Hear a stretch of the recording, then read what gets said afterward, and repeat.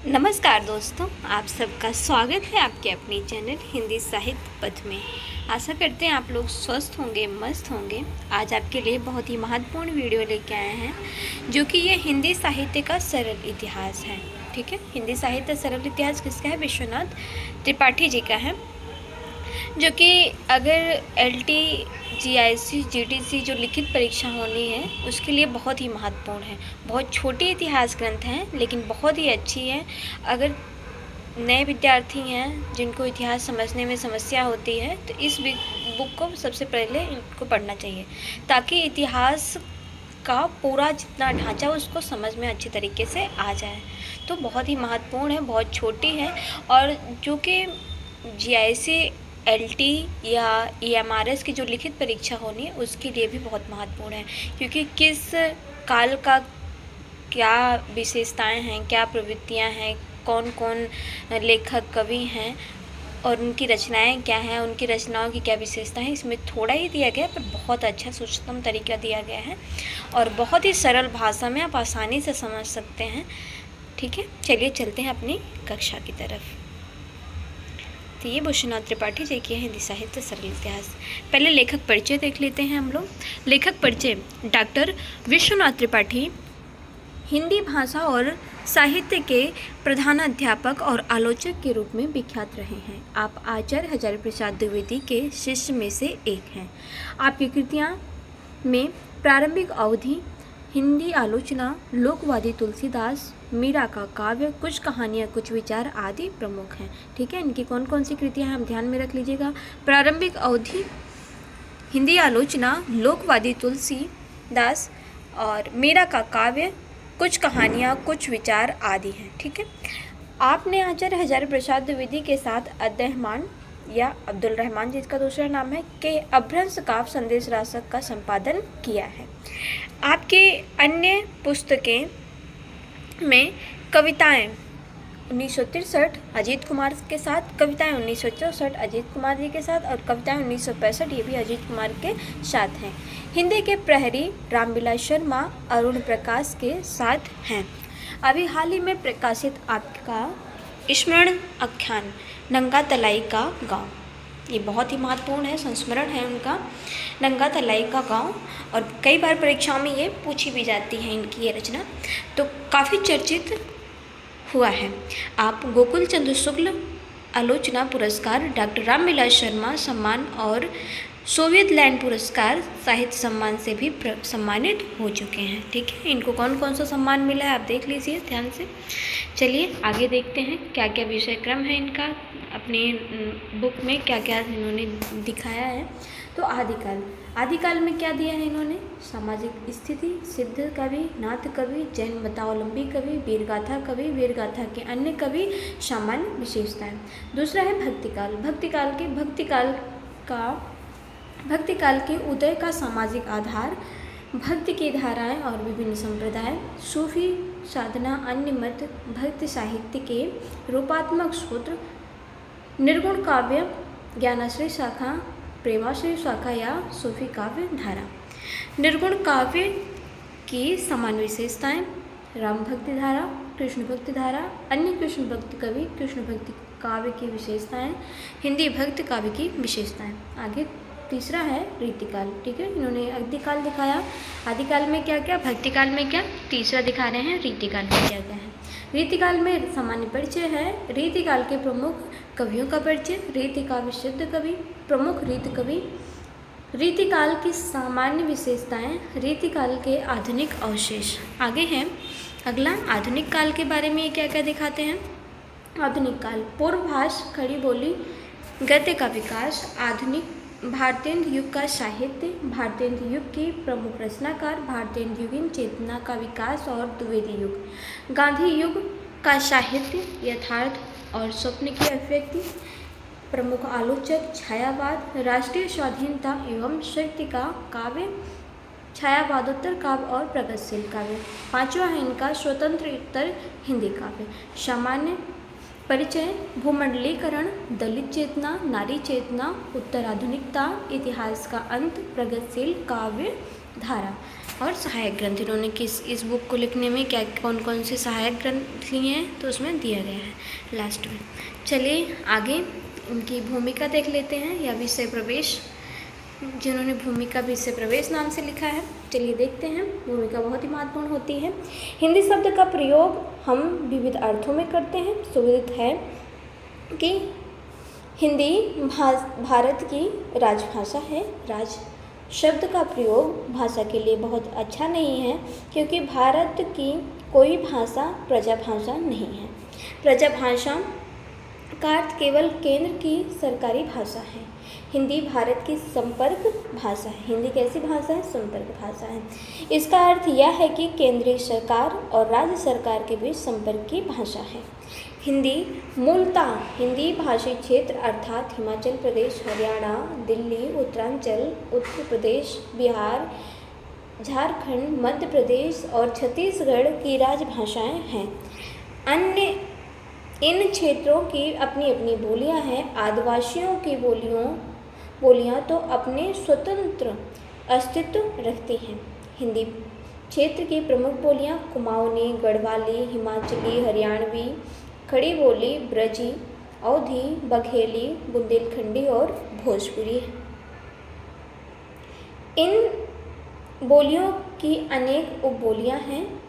कहा जाता है कि 10 कोस बाद भाषा बदल जाती है। प्रश्न है कि इस बहुबोली समूह को हम हिंदी क्यों कहते हैं, या दूसरे शब्दों में हम इन्हें हिंदी के अंतर्गत क्यों मानते हैं। ऐसा इसलिए कि इनका व्याकरणिक रूप थोड़ी बहुत भिन्नता के बावजूद समान है। इनकी शब्दावली भी अधिकांशतः समान है। इन बोलियों और उपबोलियों का व्यवहार करने वाले एक दूसरे की बोली समझ लेते हैं। ठीक है। सबसे महत्वपूर्ण बात यह है कि इनमें परंपरा से केंद्रोन्मुखी भाषा में साहित्य रचा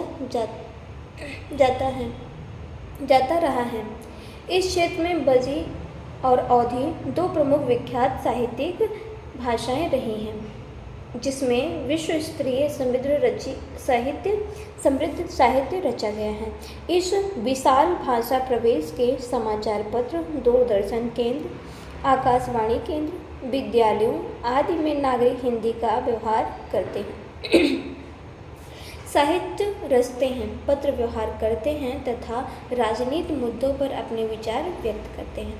परंपरा से आज तक इस प्रदेश की मानक भाषा हिंदी ही रही है।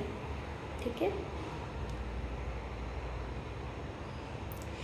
मानक हिंदी का क्षेत्रीय बोलियों से कोई विरोध नहीं है। उल्टे ये बोलियां हिंदी के क्रमिक विकास में सहयोग ही करती आई हैं। इतने बड़े भाषा क्षेत्र में कभी कभी विवाद उठना स्वाभाविक भी है। आज की मानक हिंदी का आधार खड़ी बोली है। क्या है? आज वर्तमान समय में अगर मानक हिंदी का आधार क्या है तो खड़ी बोली है, जो पश्चिमी क्षेत्र में की है। ठीक है। किस क्षेत्र से? पश्चिमी क्षेत्र से। इस खड़ी बोली में हिंदी की अन्य बोलियों ने अपना योगदान करके उसके मानक रूप का निर्माण किया है। साहित्य शब्दों के माध्यम से परिस्थिति विशेष के ऐसे चित्र खींचता है या ऐसे विचार प्रस्तुत करता है कि हृदय उद्वेलित हो उठता है, मार्मिकता पैदा होती है। इस मार्मिकता के आधार पर और कारण बदलते रहते हैं। इस परिवर्तन का आधार हमारा इतिहास बोध और जो परोक्ष तौर पर हमारे मूल्य और नैतिक मानदंड भी बदलता रहता है। कहते हैं कि संसार परिवर्तनशील है। इस परिवर्तनशीलता का प्रभाव हमारे भाव जगत पर ही पड़ता है। संसार की परिवर्तनशीलता के संदर्भ में साहित्य में परिवर्तन की खोज करना, उनकी व्याख्या करना साहित्य के इतिहास का कार्य है। सही बात है, परिवर्तन होता रहता है, समय आते जाते रहते हैं। तो इतिहास क्या है? हमारा वर्तमान निरंतर अतीत में समाता जा रहा है। हम वर्तमान को देखते हैं, अतीत को हम नहीं देख पाते, लेकिन मनुष्य स्वभावतः इतिहास में भी झांकने का निरंतर प्रयास करता रहता है। अतीत में जाते रहने की प्रक्रिया में वर्तमान अपने कुछ चिन्ह छोड़ जाता है। पुराने भवन, शिलालेख, ताम्र पत्र, सिक्के, भाषा, साहित्य, मिथक, किंवदंतियाँ आदि ऐसी ही चीज़ें हैं। इन्हें इतिहास का अवशेष समझना चाहिए। इन्हीं अवशेषों के आधार पर इतिहासकार इतिहास का पुनर्निर्माण करते हैं। आज अशोक नहीं हैं किंतु उनके शिलालेख हैं, अकबर नहीं हैं किंतु उनके आयने अकबरी हैं। इनसे जो जानकारियाँ मिलती हैं उन्हीं के आधार पर इतिहास की रचना होती है। ये अवशेष ही इतिहास लेखन की आधारभूत सामग्रियाँ हैं। साहित्य का इतिहास भी ऐसे ही पुनर्निर्मित किया जाता है। समस्त प्राचीन साहित्य जैसे 84 वैष्णव की वार्ता, 200 वैष्णव की वार्ता किसकी हैं? ये दोनों नाभादास जी की हैं। ठीक है। कबीरदास, सूर, तुलसी, मीरा, जायसी, भारतेंद्र हरिश्चंद्र आदि की रचनाएं हिंदी साहित्य के इतिहास लेखन की आधारभूत सामग्री हैं। हिंदी भाषा साहित्य के इतिहास की कुछ जानकारियों के बाद अब हम हिंदी साहित्य के इतिहास का परिचय प्राप्त करेंगे। सामान्यतः हिंदी साहित्य के इतिहास का प्रारंभ 1000 ईस्वी के आसपास माना जाता है। राहुल संस्कृत्यायन सराहपा को पुरानी हिंदी का कवि मानते हैं। ठीक है। किसने सराहपा को पुरानी हिंदी का कवि माना है या किसने पुरानी हिंदी कहा, आगे जिक्र आएगा। तो राहुल संस्कृत्यायन सराहपा को पुरानी हिंदी का कवि मानते हैं। पुरानी हिंदी मतलब अपभ्रंश की भाषा। ठीक है, पाली। इस दृष्टि से हिंदी साहित्य का इतिहास लगभग 2 शताब्दी पूर्व 9वीं शताब्दी से शुरू हो जाता है। सराहपा की पुरानी हिंदी रचनाएं परिमाण में बहुत कम उपलब्ध हुई हैं। इसलिए हम इस 1000 ईस्वी से ही हिंदी इतिहास का उद्भव मानना उचित समझते हैं। कहने की आवश्यकता नहीं है कि हिंदी साहित्य का प्रारंभ हिंदी भाषा में साहित्य रचना से शुरू हुआ होगा। इसलिए इतिहास के सामने समस्या यह है कि वे हिंदी की अपभ्रंश या पूर्व भाषा से किन विशेषताओं के आधार पर अलग अलग पहचान स्थापित करें। भाषा प्रवाह नदी जल के समान होता है। उसे हम किसी एक बिंदु से सर्वथा भिन्न या नवीन नहीं घोषित कर सकते हैं। हमें देखना होगा कि अपभ्रंश किन भाषा प्रवृत्तियों के कारण हिंदी में रूपांतरित हुआ। विद्वानों के अनुसार ये प्रवृत्तियाँ 3 हैं। कौन कौन सी हैं? 3। पहली है क्षतिपूर्वक दीर्घीकरण, दूसरा है परसर्गों के प्रयोग की अधिकता और तीसरा है तत्समीकरण। अपभ्रंश में हाथ के लिए हस्त शब्द चलता था। हिंदी में वह हाथ हो गया, ता हट गया और हाँ का आकार जुड़कर हाथ बन गया।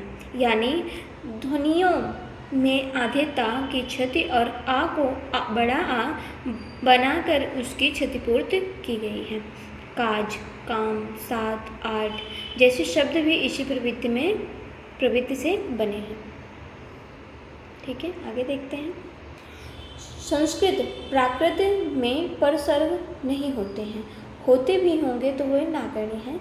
वहाँ परसर्गों का काम विभक्तियों से चलाया जाता है।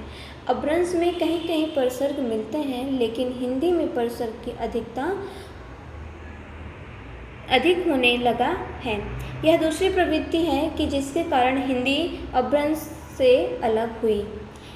ऐसे में शस्य के मुख से अहि से निक से चंद्रमा के मुख से मानो सर्प निकल रहे हों जैसी पंक्तियाँ आती हैं। पाली, प्राकृत, अपभ्रंश में तत्सम शब्द ढूंढने पर भी मुश्किल से मिलते हैं।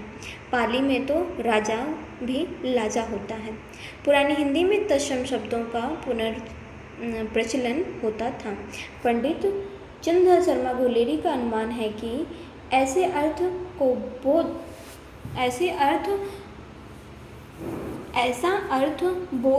बोध को स्पष्ट करने के लिए हुआ होगा। अपभ्रंश में एक ही शब्द कभी कभी अनेक अर्थों में प्रयोग होता है, जैसे गत और गज दोनों के लिए गए। इससे अर्थबोध में गड़बड़ी होती है। कुछ लोगों का विचार है कि तत्सम शब्दों का प्रचलन वैष्णव धर्म के प्रचार के कारण हुआ। पृथ्वीराज रासों में वर प्रमोदीय प्रथमाधिपति जैसे पंक्ति हैं। सारांश यह है कि अपभ्रंश में क्षतिपूर्वक दीर्घीकरण, परसर्गों के प्रयोगों की अधिकता और तत्सम शब्दों के पुनर्प्रचलन की प्रवृत्तियां आ जाने पर उसका विकास पुरानी हिंदी में हुआ। ये प्रवृत्तियां साहित्य में 10वीं शताब्दी के आसपास मिलने लगती हैं। अतः हम हिंदी साहित्य के इतिहास का प्रारंभ 1000 ईस्वी मानते हैं। पंडित रामचंद्र शुक्ल ने प्रधान साहित्यिक प्रवृत्तियों को विभिन्न कालखंडों के नामकरण का आधार माना है। इसी पद्धति पे मतलब उन्होंने जिस काल में जिस समय जो प्रवृत्तियां प्रचलन में थी उन्हीं काल लेके वो उसी का नामकरण किए हैं। जैसे आदिकाल में वीरगाथात्मक रचनाएं या वीर काल ज़्यादा लिखे गए हैं तो उसी हिसाब से उनको उन्होंने वीर काल कहा, ठीक है, वीर गाथा काल कहा। चलिए, इस पद्धति पे उन्होंने आदिकाल को वीर गाथा काल, पूर्व मध्य काल को भक्ति काल, उत्तर मध्य काल को रीति काल और आधुनिक काल को गद्य काल कहा है। बहुत महत्वपूर्ण बात। तो आदिकाल को उन्होंने क्या कहा? वीर गाथा काल। पूर्व मध्य काल को क्या कहा है? भक्ति काल। और उत्तर मध्य काल को क्या कहा है? रीति काल। और आधुनिक काल को क्या कहा है उन्होंने? गद्य काल। किसने कहा है? शुक्ल जी ने कहा है। ऐसा त्रिपाठी जी बता रहे हैं, ठीक है। वीरगाथा और भक्ति को प्रधान प्रवृत्ति मानते समय उनके ध्यान में साहित्य का भाव पक्ष रहा होगा, जबकि रीति और गद्य रूपगत प्रवृत्तियां हैं। जहाँ तक आदिकाल का प्रश्न है, ग्रियर्सन ने इसे चारण काल कहा। किसने? ग्रियर्सन ने क्या कहा? चरण काल। मिश्र बंधुओं ने क्या कहा है? प्रारंभिक काल। और राहुल सांस्कृत्यायन ने क्या कहा है? सामंत काल। और हजारी प्रसाद द्विवेदी ने क्या कहा है? आदिकाल। ठीक है, इन्होंने नामकरण दिया है आदिकाल के बारे में किसने क्या कहा है। अगर आपको पूरी लिस्ट चाहिए कि आदिकाल को किस किस लोगों ने क्या क्या नाम दिया है, तो हिंदी साहित्य के चैनल पे जब प्लेलिस्ट में जाएंगे तो उसमें आपको आदिकाल नामकरण से लेके एक वीडियो है ऐड की है प्लेलिस्ट में, तो आप उसमें पूरे आदिकाल का किस आलोचक ने किस लेखक ने क्या नाम दिया है तो उसमें है, तो आप उसको देख सकते हैं। इसमें 3 ही 4 दिए हैं, उसमें मैंने बहुत सारी बताए हैं, ठीक है। इस प्रकार हिंदी साहित्य के इतिहास का काल विभाजन, नामकरण और विभिन्न कालखंडों की कालावधियाँ इस प्रकार हैं। तो यहाँ इन्होंने बताया है आदिकाल के शुक्ल जी के अनुसार इन्होंने क्या समय माना है, ठीक है। आदिकाल को वीरगाथा काल कब माना है? संवत 1050 से संवत 1375 ईस्वी तक 75 तक, ठीक है। दूसरा पूर्व मध्यकाल, जिसे भक्ति काल इन्होंने कहा है शुक्ल जी ने, संवत 1375 से संवत 1700 तक। तीसरा इन्होंने उत्तर मध्यकाल बताया जिसको रीति काल कहते हैं, संवत 1700 से 1900 तक। चौथा आधुनिक काल जिसे गद्य काल कहते हैं, संवत 1900 से संवत अभी तक। मतलब शुक्ल जी का काल विभाजन तो प्रायः सर्वमान्य है। यहाँ प्रमाणित बता देते हैं त्रिपाठी जी कि इन्होंने जो समय विभाजन माना है वही सर्वमान्य है, ठीक है। किंतु परवर्ती इतिहासकारों ने आदिकाल और रीतिकाल के नामकरण और प्रधान प्रवृत्तियों के विषय में शुक्ल जी से भी गंभीर मतभेद प्रकट किया है। मतलब इनसे भी गंभीर मत प्रकट किया है, चाहे आदिकाल का हो चाहे रीतिकाल का हो, तो ठीक है। जैसे हजारी प्रसाद द्विवेदी और सारे आलोचक हैं तो बताते हैं गंभीर मतभेद प्रकट किया है, जिसकी चर्चा हम यथावत करेंगे। जहाँ जहाँ समय आएगा किस आलोचक ने क्या माना तो वहाँ त्रिपाठी जी बताएंगे, ठीक है। यदि अब हिंदी साहित्य के इतिहास का प्रारंभ 1000 ईस्वी के आसपास माना जाता है, किंतु हिंदी साहित्य के इतिहास के प्रारंभिक काल को ठीक से समझने के लिए हमें कुछ पहले ही साहित्यिक गतिविधियों का परिचय प्राप्त कर लेना होगा। पहले कहा जा चुका है कि इस काल में रचित अनेक अपभ्रंश रचनाओं और नाथ सिद्धों की भाषा को पंडित चंद्र शर्मा गुलेरी ने पुरानी हिंदी कहा है, ठीक है। जो नाथ सिद्ध या अपभ्रंश की भाषा है उसको गुलेरी जी ने क्या कहा है? पुरानी हिंदी कहा। यही बात तो एकदम बिल्कुल शुक्ल जी भी मानते हैं, अपभ्रंश को पुरानी हिंदी कहते हैं। वस्तुतः पुरानी हिंदी से उसका तात्पर्य परिनिष्ठित अपभ्रंश है, ठीक है। किससे है? पर निष्ठित अपभ्रंश से विकसित या अपभ्रंशोत्तर भाषा से है।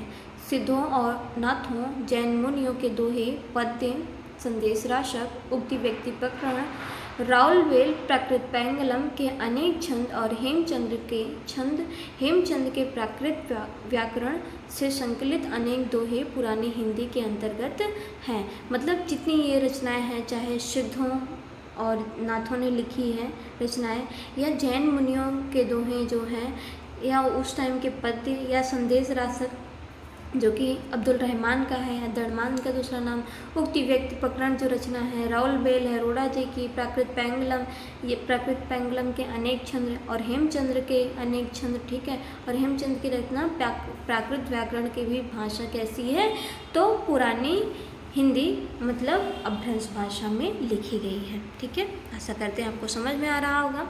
आगे चलते हैं। पंडित रामचंद्र शुक्ल ने अपने इतिहास में आदिकाल को अपभ्रंश काल और देश भाषा काव्य के में विभाजित किया है, और देश भाषा काव्य को वीर गाथा काव्य कहा है। इस वीर गाथा काव्य को पुरानी हिंदी के ही अंतर्गत मानना चाहिए। पुरानी हिंदी में अपभ्रंश और हिंदी की भाषाई एवं साहित्यिक प्रवृत्तियाँ घुली मिली हैं, इसलिए आदिकाल को अपभ्रंश और हिंदी का संधि काल भी कहा जाता है।